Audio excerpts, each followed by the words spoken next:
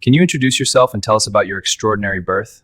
Thank you for letting me tell my story. I am Draupadi, also called Panchala, Krishna, and Yagnaseni, daughter of King Drupada of Panchala, born not of a womb but of the sacred fire.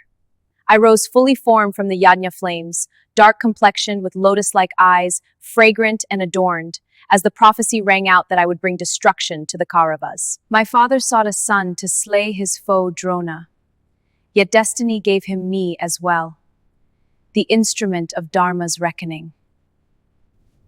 Draupadi, what was your relationship with your father, King Drupada, like? Though stern and driven by his vow of revenge, my father cherished me deeply. He planned for me to marry only the greatest archer because he had performed that yajna with purpose. Our bond was one of pride and destiny. He saw me as the fulfillment of his long-sought justice. Draupadi, describe the swayamvara and your feelings when Arjuna won your hand. The swayamvara was a spectacle of kings and warriors vying for my hand. When the disguised Arjuna, appearing as a Brahmin, strung the mighty bow and pierced the fisheye target, my heart soared with joy and recognition. I garlanded him without hesitation, for he alone proved worthy. In that moment, I felt the hand of destiny unite me with the Pandavas, though I knew it not fully then. How did you react when Kunti instructed the Pandavas to share you? Kunti's words, "Share what you have brought," fell upon me like a thunderbolt. I was shocked, for my father had intended me for one alone, yet I held my tongue and accepted as Dharma, for a mother's command cannot be false. I bowed to fate and the unity it demanded of the 5 brothers, knowing it would bind them stronger against the world. Draupadi, what was your condition or arrangement for the polyandrous marriage? We established a sacred pact. Each brother would spend 1 year with me in turn, with strict privacy and respect. No jealousy was permitted, and any violation would invite exile. Through intelligence and devotion, we maintained harmony, proving that Dharma and mutual love could transform even an unusual union into a fortress of strength. Draupadi, how would you describe your relationship with each of the 5 Pandava brothers? Yudhisthira, my eldest husband, I revered for his unyielding dharma and wisdom. He was my moral anchor. Bhima, with his immense strength and fierce loyalty, was my protector and the fulfiller of my vows. Arjuna, my first chosen, held my deepest romantic love for his skill and grace. Nakula and Sahadeva, gentle and wise, brought grace and knowledge, completing our perfect circle.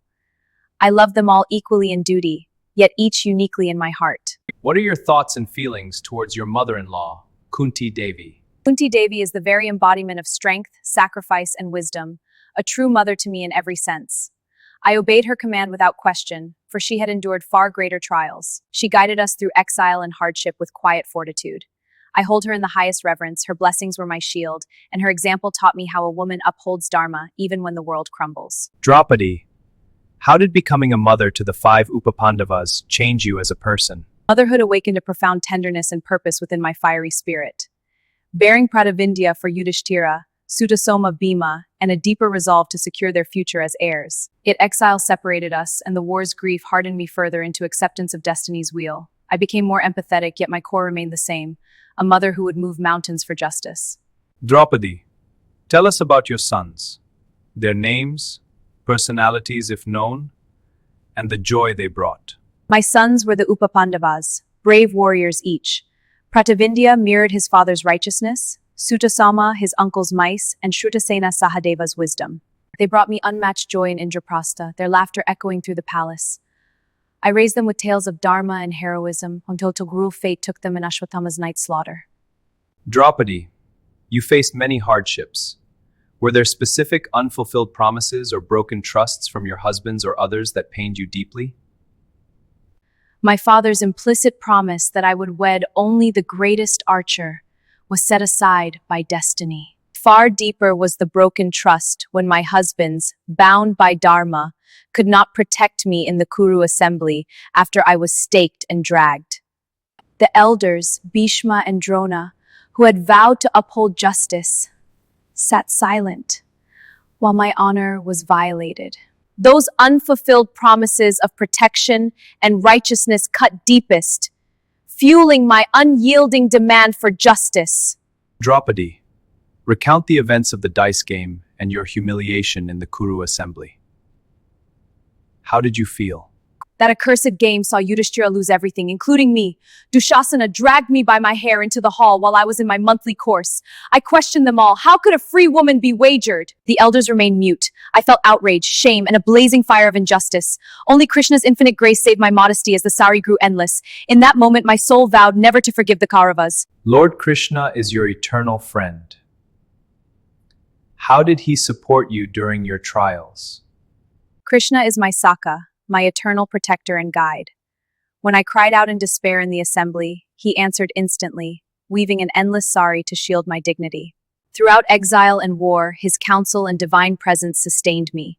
He reminded me that Dharma would prevail and that my tears would become the cause of the Kauravas' downfall. My faith in him never wavered. He alone understood the depths of my pain.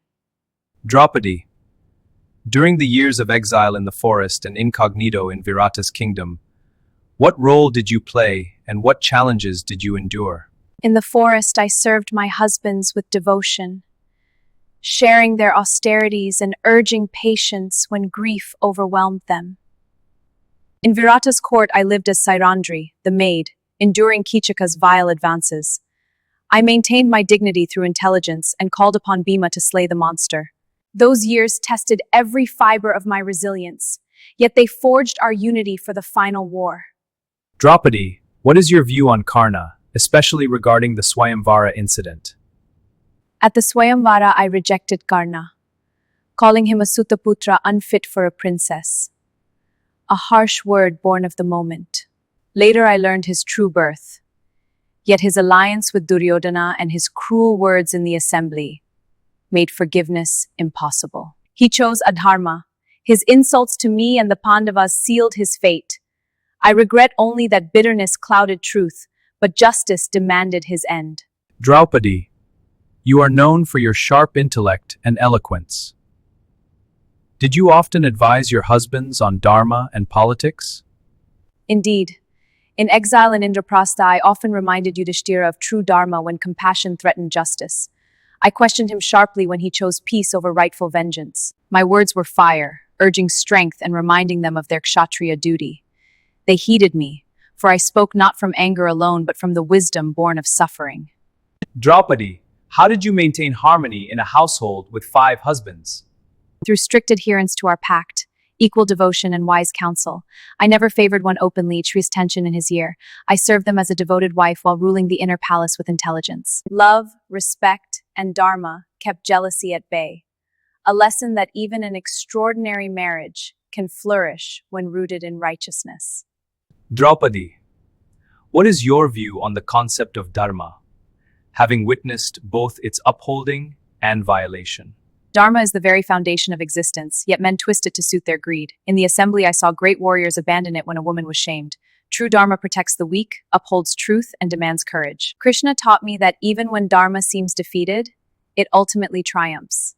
I questioned it bitterly, yet never abandoned my faith in its eternal justice.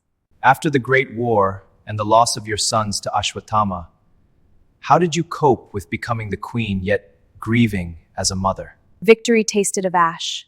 My sons, slain in their sleep by Ashwatthama's treachery, left a wound that time performed my duties with dignity, supporting Yudhisthira's rule. Grief taught me detachment and the futility of worldly glory, yet I found solace knowing Bhima had fulfilled my vow and Dharma had prevailed. A mother's heart endures all for the greater good. Draupadi, looking back, do you have any regrets about your life or the choices made? I hold no regrets. Every trial, polyandry, humiliation, exile, loss, was woven by destiny to fulfill Dharma's purpose. Regret weakens the spirit, acceptance and faith in Krishna strengthened mine. My life served the grand design of the Mahabharata. Draupadi, what message or lesson from your life would you like to share with the world, especially women facing injustice? To every woman who suffers humiliation or injustice, raise your voice as I did in that assembly. Cling to Dharma, never bow before a Dharma, and place unwavering faith in the divine protector. Strength lies not in silence, but a few step fur. Let mine unmare and fulfilled vow remind you, Pai Q. Truth and courage always triumph in the end.